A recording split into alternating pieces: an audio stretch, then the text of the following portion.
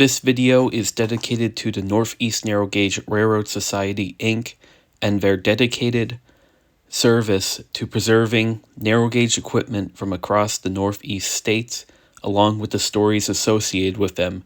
Please take your time to take a look at the links at the end of this clip to support the restoration projects.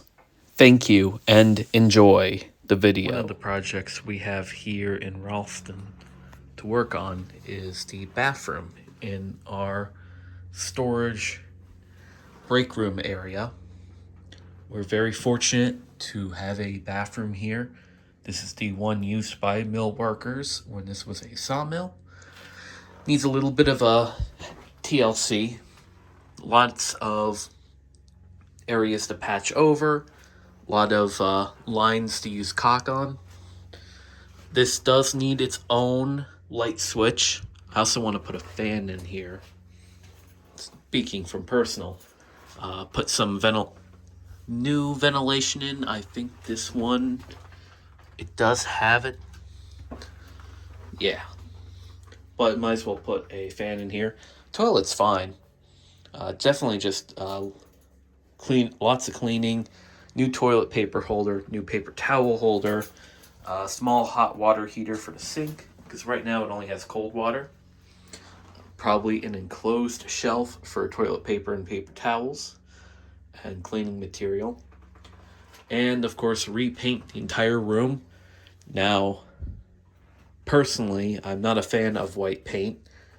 However, we have a lot of white paint, and it would be better to have it in here because you want it to be bright in your bathroom.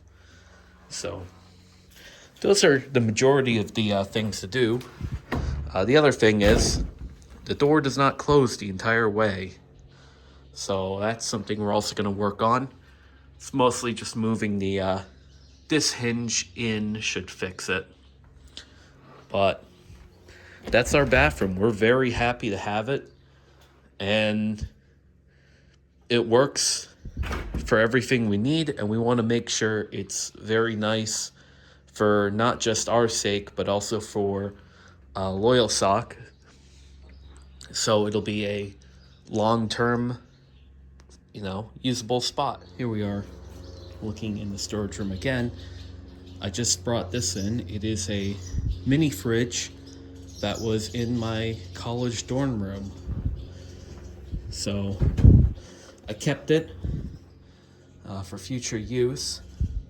It actually works pretty well. It has not been used in years. It was in storage. And now it's going to live up here, being the mini fridge for drinks and snacks and lunch that people bring when they're working here at Loyalsock. We are going to eventually set up a table in here. Against the wall there, there's actually a outlet for a stove or a small heater, so we could actually put some cooking stuff in here. Really clean it up and get it all organized. Have a couple of benches, and it'll be really nice. Gonna put some new material over that hole in the ceiling, and it'll be really nice. So this would not only be used for our organization, but also used by Loyalsock during the shows, because there's a couple of displays over in this room. You could see the air compressors there. Coal mining stuff is over there. And rural electrification is down there. So it'll give them all a place to go. It'll give us a place to go.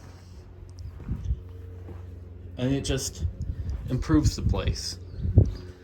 Now, one big issue we deal with, well, you could hear it, is both the wind currently blows right through it. This is a wind tunnel. And we have all the birds that come in here, and well, as you can see, they make the ground not so fun to walk on. So this is why we need support. so we could work to hatch over these two doors. Luckily the area is fenced off, but birds could get in. And this will stop the majority of birds getting in. We're gonna put a window in that little window space. We're gonna have a double door here, so equipment could still be brought in. There's gonna be another door down there for emergency exit / exit onto the sawmill area. And then we have a 3-panel door that is currently under construction over there.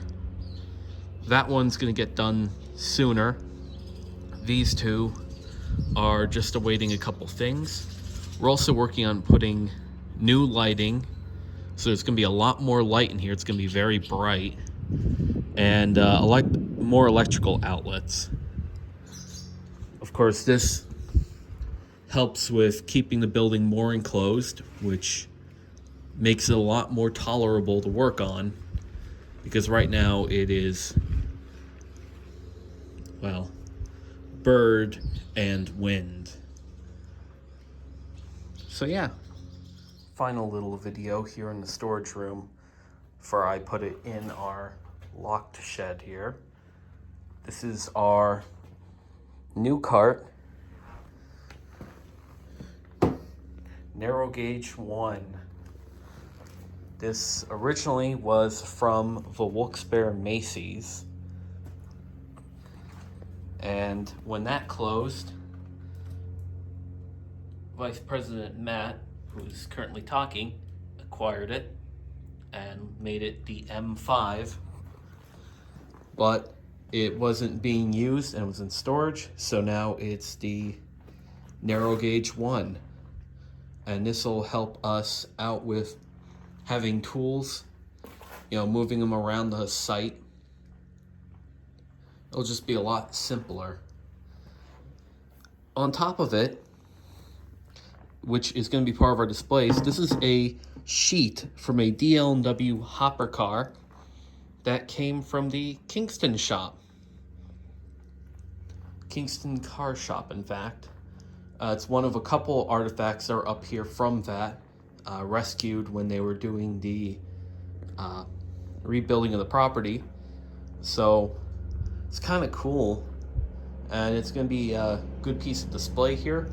We also have one of the original hatches from the coaling tower. That too will be used in the future on one of our projects. And then this wrench is what I'm going to use to start taking apart one of our trucks. So I'm going to get to that. I cleaned out the coal bin as best as I could, and I started removing some of the coal that was caught between here. So I got the coal in here, and I got the coal bin refuse in here. We're gonna jar up that stuff and sell it. So you can own something from 701. Here's all the shims for rods and the crossheads. Would you like some coal? Worked on this a little bit, got these pulled off. I decided to get this one fully off, see the kind of condition of the threads, but turned out pretty well. There's a few images, such as the removed bolt. We have the one that didn't want to come out and broke, so Michael drilled it out, and it worked out pretty well. Here they are all cleaned up, with the grease cup put on the end for fun, and the rod was even marked 701, and the removed sideboard in post. I just want to show everyone here a bit of a before, how all the grime that's built up over the years, plus the spot where we were working the other day. Here's where it says 701. Coming around this side. Here's that one of the bolts, the other bolt shattered. These were put in when the rod was heated, beat it in, and then bolted. Some track material brought up by our guys. And on this side, there's more of the dirt and debris built up over the years. You could also see, the photo showed it, but our running board on this side is now out, and it is currently being stored with the rest of our wood pile. But yeah, I'm gonna move this wood, get our power washer, which is over there, hooked up, and get to spraying. Well, that's how you take a dirty and dry steam engine and turn it into a cleaner and wet steam locomotive using one of those babies. I was gonna film it originally, and then I got sprayed by some dirt and gunk that was on this thing, so I ended up not filming it. Then I realized I forgot the leaf blower. There might be one up here, but as you can see, very wet. Some gunk is way tougher than other gunk, but most of the actual dirt has blown off, and ironically, it actually shined the caps. There's some stuff that just doesn't come right off. So we'll go on the other side. We have one of the fellow members over there mowing the parking lot. So if we come over here, a lot of the same. I mean, it really took off a lot of dirt. It's hard to tell, but there were just chunks of dirt flying. I even got a little dirty doing it. But it really did pull a lot off. There's the real dirt chunk over there. I tried to break that up. I'm pretty sure that was a mud wasp nest at one time that was abandoned. You can see it in there. But yeah, even sprayed on the front here. A lot of the black paint is actually still visible, shockingly. Again, now it is a clean and wet steam locomotive. While I'm here, I'm gonna dry it with a big leaf blower. So, and get some photos for our Facebook. But that's where we're at right now. I did spray up here to just give it a little test, but it really didn't need it up there as much as it needed it down beneath. Even sprayed into the sides there.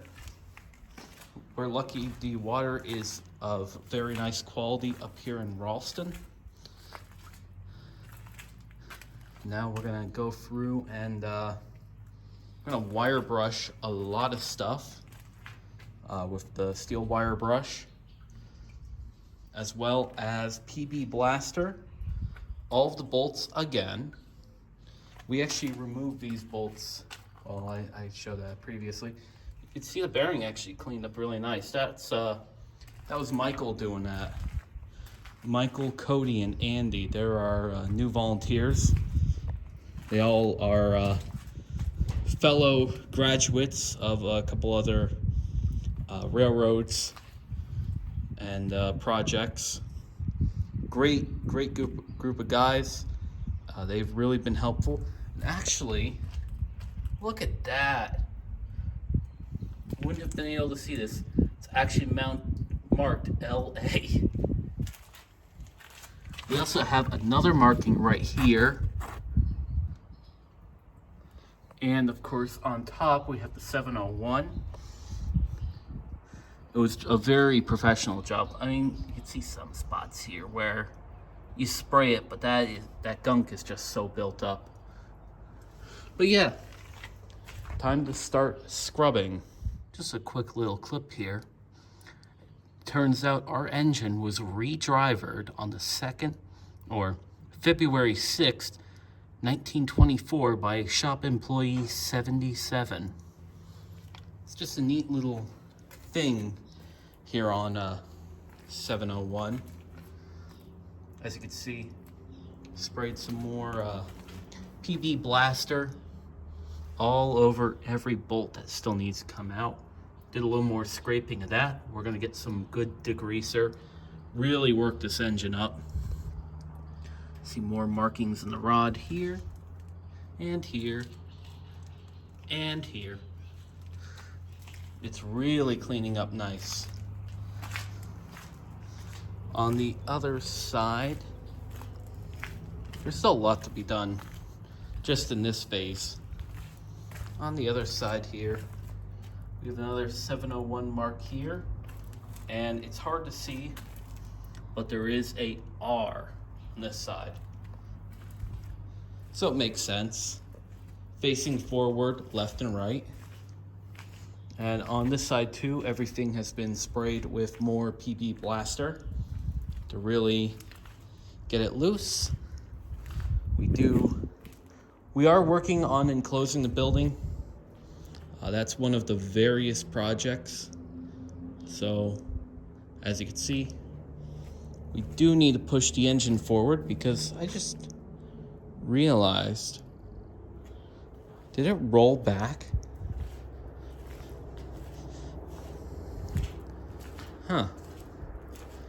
Possibly. But, yeah.